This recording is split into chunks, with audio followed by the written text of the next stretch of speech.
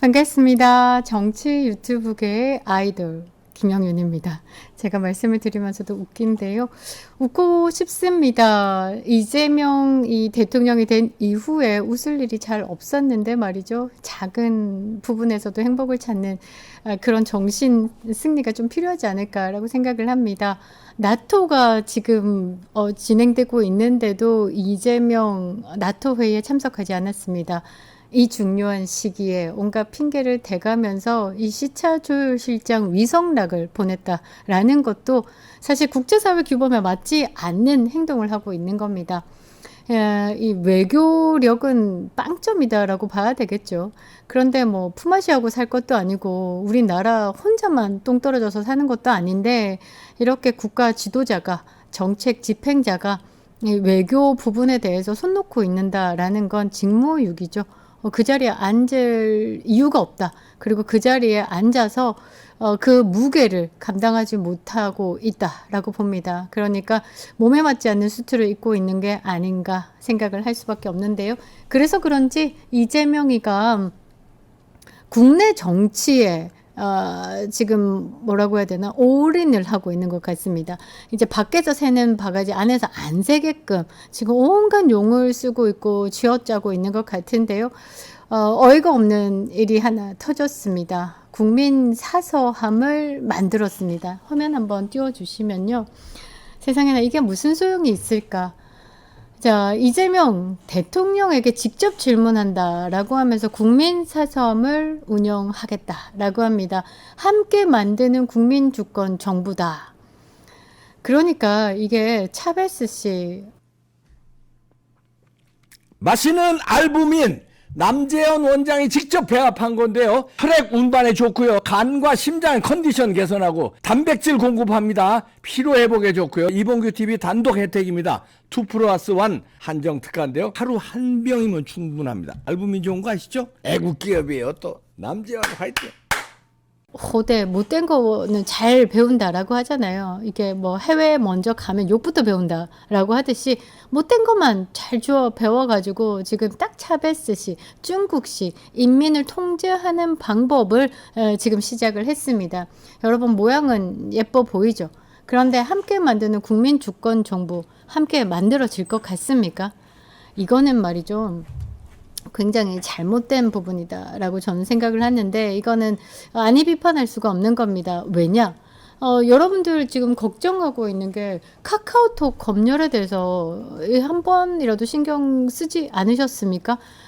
지금 이미 카카오톡 검열은 시작됐습니다. 물론 뭐 신고를 했을 시에 뭐 이런 식의 조건이 달리지만요.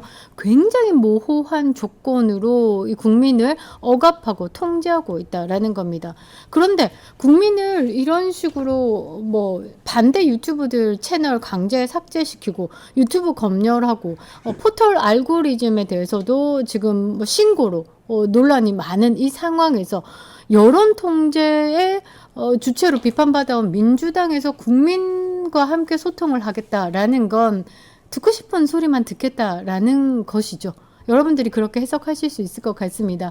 자, 카카오가 전 국민을 검열한다 이 부분에 대해서 논란이 한참 일어서 지금 카카오가 진행되고 있죠. 그래서 카카오톡이 아닌 뭐 텔레그램이나 뭐 라인이나 이쪽으로 많이 빠지신 분들이 있습니다. 그런데 워낙 카카오가 국가 시스템과 너무 끈끈한 나머지 뭐 많은 부분이 이제 같이 물려 있죠. 뭐 그 계좌 이체를 한다든지 뭐 인증을 한다든지 이런 부분에 대해서 카카오톡과 연결되는 부분이 많아서 또 이 불편함을 감수하고 옮기지 못하는 국민들도 계시는데요. 카카오톡 검열 이 부분에 대해서도 조금 진실에 대해서는 좀 알아볼 필요가 있습니다. 그들이 말하는 것을 다 믿는다라는 게 가장 멍청한 것이다라고 밖에 볼 수 없죠. 자, 요 다음 페이지 한번 봐주시면요. 카카오톡은 굉장히 모호한 기준으로 검열을 한다라는 겁니다.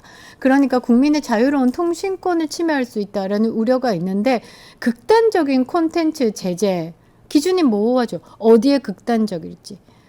그러니까 물 한 방울이 우리에게는 아무것도 아닐 수 있지만 개미에게는 뭐 폭풍과 같은 뭐 장마 뭐 같은 거랑 똑같은 거잖아요. 그것처럼 어떤 기준이라는 게 없는 겁니다. 모호하다. 쥐들 입맛에 이거 진짜 거슬리는데 아웃 이거랑 똑같은 걸 수도 있다라는 거죠. 그래서 카카오는 신구를 바탕으로 한다라고 하는데 이번에 그 리박스쿨 제대로 뿌락지 들어가가지고 이 여론을 호도하고 있고 진실을 왜곡하고 있는 것처럼 그러니까 서로 믿지 못하는 사회가 될 수 있다라는 겁니다. 그 북한의 5호 관찰제 같은 느낌? 공산당원 한 사람이 5가구를 감찰하는 그런 느낌으로 국민을 통제할 수 있는 도구가 될 수도 있다라고 저는 생각을 하는데요. 이 부분 굉장히 무서운 겁니다. 모호한 기준으로 그 올가미가 아주 넓게 지금 잡혀 있다라고 보시면 되겠죠. 그리고 통신 다음 페이지 한번 봐주시면요. 자, 신고자가 카카오톡에 신고를 하면 카카오가 그 모호한 기준으로 탈락을 시킨다, 계정을 삭제한다, 뭐 제재를 가한다. 이게 자의적인 해석이 굉장히 무서운 겁니다. 이번에 이스라엘이 이란을 이제 기습 공격하면서 이제 G7에서 어떤 성명을 냈죠? 이스라엘에서 이란을 공격하는 것은 자위권 행사가 맞다. 그러니까 스스로 그런 부분을 국제사회의 규범이 있습니다. 그래서 국제사회가 많은 논의 끝에 이스라엘이 이란을 공격한 부분에 대해서 이스라엘 측에서 해석하는 부분이 맞다라고 손을 들어준 것처럼 이런 제재 안에서 움직여야 된다라는 거죠. 그런데 이 카카오톡의 검열 자체는 그 제재가 없어요. 그 제재의 기준이라는 게 없다는 거죠. 그러니까 자위권 해석을 지들이 마음대로 하면서 제재를 때린다라는 겁니다. 그 이스라엘과 이란의 내용에서는 그 자위권 해석을 유엔이라는 큰 덩어리 그리고 국제 규범에 의해서 해석을 하면서 이스라엘에 손을 들어준 건데 여기에 자위권 해석은요 카카오톡이 한다라는 겁니다. 그러니까 이 카카오톡이 예를 들어서 이재명 정부와 매우 끈끈해. 그래서 이재명 정부에서 가장 싫어하는 말 뭡니까? 찢 이런 게 나오면 카카오톡에서 제재를 하겠다. 이상하잖아요. 이렇게 갈 수 있다라는 겁니다. 그래서 이거는 상당한 문제가 있고 대한민국이 김대중 선생님 때부터 교육을 통제하면서 그리고 교육을 무너뜨리면서 지금 오늘의 사태가 난 거거든요. 그러니까 지금 이재명은 말이죠. 지금 자기 정부를 통제하기 위해서 이렇게 언론을 통제하는 포문을 연 게 아니라 장기전으로 해석하고 있는 겁니다. 대한민국을 좌파 세상, 그러니까 공산주의, 사회주의 국가로 만들기 위해서 이제 막 문을 연 거다라고 보시면 되겠죠. 이 부분에 대해서 그냥 가랑비에 뭐 어쩌듯이 그런가 보다 이렇게 넘어가 버리면요. 오늘의 홍콩이 될 수 있다라는 거죠. 굉장히 심각한 문제가 아닐 수 없습니다. 이 다음 페이지 한번 봐주시면요. 자, 이게 가장 큰 문제가 뭐냐면 정치권을 통제할 수 있다. 정치권을 통제할 수 있는 악용적인 부분으로 사용될 수 있다라는 겁니다. 이게 지금 홍콩을 보면요. 홍콩이 건강한 민주주의 국가가 아니죠. 이 중국 동구에 줄 서 있는 당이 이 여당을 쉽게 얘기하면 여당이 야당을 장악하는 방법에 사용된 것과 똑같습니다. 여론을 장악하고 국민의 선동으로 이제 개딸 공격이다라고 봐야 되겠죠. 그리고 자금줄을 끊고 정당 해산을 찍고 이러면서 이 여와 야의 균형을 다 깨버리고 여당의 통치, 그러니까 일당 독재 체제로 가게끔 만들었다라는 겁니다. 그렇게 걸린 시간이 그렇게 오래 되지는 않았습니다. 5년 안에 후다닥. 근데 대한민국은 뭐든지 빨리빨리잖아요. 5년 안이 아니라 한 1, 2년 만에 다 장악되지 않을까라는 걱정을 하는데요. 그래서 지금 트형이 뭔가 움직여줬으면 좋겠다. 국제사회가 이 대한민국의 이재명이라는 사람이 대통령이라는 것 자체를 부정하는 큰 사건이 생겼으면 좋겠다라고 모든 우파 국민들은 기대하고 있다라는 건데요. 이게 가장 큰 문제가 뭐냐면요. 일방적으로 관리된 여론으로 이 국민을 선동하기 위해서 시작을 한 거다라고 보시면 됩니다. 이 정권 비판 여론은 차단하면서 국민 목소리다라고 운운하면서 여론을 조작하기 위해서 시동을 건 거다라고 보시면 됩니다. 이 SNS 상에서 비판하는 글, 그리고 유튜버들의 영상, 심지어 언론의 합리적인 비판조차도 명예훼손과 고발, 그리고 형사 조치로 지금까지 이재명이 대통령이 되기 전부터 그렇게 장악을 해왔습니다. 가장 대표적인 게 스카이데일리가 막 명예훼손부터 시작해가지고 광고주를 끊어라부터 시작해서 굉장한 압박을 받았었던 거 여러분들이 아실 겁니다. 이게 결국은 뭐냐? 이재명 정부가 듣고 싶은 이야기만 듣겠다라는 합리적인 소통일 가능성이 있다라는 거죠. 국민 수렴이다라고 이야기를 하지만 이것은 다음 지방선거를 위한 정치 선동 창구로 만들 생각이다라고 저는 보고 있습니다. 그러니까 여론을 선동하고 진영 집결에 활용하기 위해서 이번에 이재명이가 직접 소통하고 질문을 받겠다. 국민 사서함을 열었다라는 겁니다. 아니, 이 국민 사서함에 가가지고 여러분들 거기다 질문할 수 있을 것 같습니까? 대북 송금 800만 달러 그거 진짜 아닙니까? 이거 정보 남겨서 CIA 신고할 겁니다. 라고 했을 때 바로 벨 눌러지지 않겠습니까? 띵동띵동 나오십시오. 체포하겠습니다. 그렇게 저는 갈 것 같은데요. 그래서 이 국민사서함이 그들만의 대잔치가 되지 않겠습니까? 여기에 정말 용기 있게 이재명에게 묻겠습니다. 진짜 점은 없었습니까? 이러면 그 다음날 바로 띵동띵동 압수수색 들어오지 않겠습니까? 당신을 고소해서 형사 처분하겠습니다. 이런 세상 온다라는 거죠.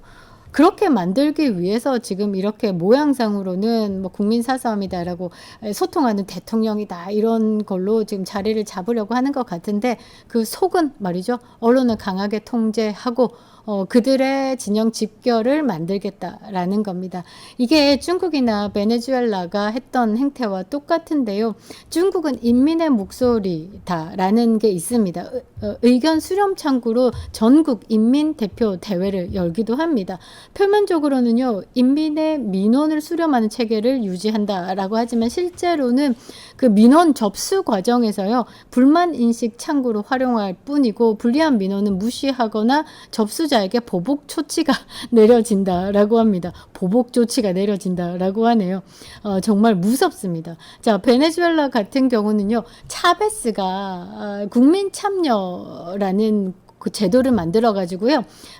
이게 빈민 대상으로 민원 제도를 받았다라고 합니다. 그러니까 국민의 억울함을 직접 듣겠다라면서 빈민층을 대상으로 민원 접수 체계를 만들었는데 실질적으로 정권의 충성자 명단을 수집하는 창구로 활용을 했고요. 복지 혜택 통제 수단으로 활용했다라고 합니다. 이게 복지 혜택 통제 수단 이게 뭐냐? 가난한 사람은 더욱더 가난해야지만 저 국가에 조금 더 매달리고 충성한다라고 보는 거죠. 이게 공산국가, 사회주의 국가에서는요. 가장 무서워하는 게 뭐냐면 개인이 재산을 가지는 겁니다. 개인이 재산을 가지면 꿈이 생기는 거죠. 아, 내가 노력을 하면 이만큼의 부를 가질 수 있구나. 더 노력하면 이만큼의 부를 가질 수 있네. 더 노력했더니 집이 생기네. 그 다음부터는 꿈이 생기는 거예요. 이 개인이 꿈을 가지고 노력해버리면 사회주의 국가가 인민을 통제하는데 통제가 안 되는 거예요. 그래서 그들은 국민들이 개, 가재, 붕어로 남아야 되는 겁니다. 그러니까 계층 간의 사다리를 뭐 없애겠다, 뭐 다 같이 평등한 세상이다라고 하지만 절대적으로 그들이 이용하는 게 뭐냐? 계층을 만든다라는 거죠. 그래서 이 차베스가 실질적으로는 이 복지 혜택 통제 수단으로 삼았다라는 겁니다. 정권을 지지하는 민원은 즉각 반영되고요. 비판하는 민원은 반혁명 선동으로 탄압했다라는 겁니다. 이거 그대로 업그레이드판이 지금 이재명이 가겠다라는 국민 사서함이다라는 거죠. 저는 그렇게 생각하고 있습니다. 민주당의 이재명과 중국, 베네수엘라 간의 비교를 한번 해보면요. 그렇게 별 다르지는 않다라는 거죠. 어찌됐든 저찌됐든 결론이 뭐냐? 국민과의 소통이라는 외피를 쓰고 있지만 실제 목적은 말이죠. 정권 프레임 강화, 여론전 관리에 가깝다라는 겁니다. 중국의 감시적 소통 체계와 베네수엘라식 포퓰리즘 민원 쇼와 매우 유사하다라고 합니다. 걱정이 됩니다. 대한민국의 미래가 어떨지.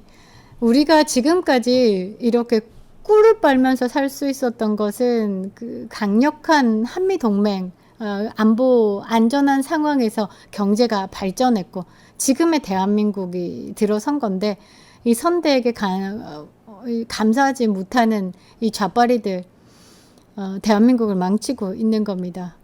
저는 이 대선 불복하고 있습니다. 이 언론을 전달하면서 여러분들께 이재명 대통령이라고 얘기했지만 제 마음속의 대통령은요. 아직까지 윤석열 대통령이십니다. 잘 지내고 계시고요.